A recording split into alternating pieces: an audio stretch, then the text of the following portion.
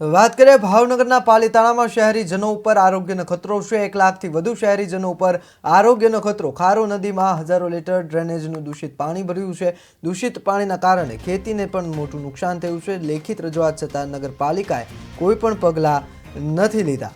ભાવનગર પાલિતાણા તાલુકાના 1 લાખથી વધુ શહેરીજનો ઉપર આરોગ્યનો ખતરો ઊભો થયો છે। તાલુકા શહેરની મોટી ખારો નદીમાં ખુલ્લેઆમ હજારો લીટર ડ્રેનેજના દૂષિત પાણી ભળી રહ્યા છે।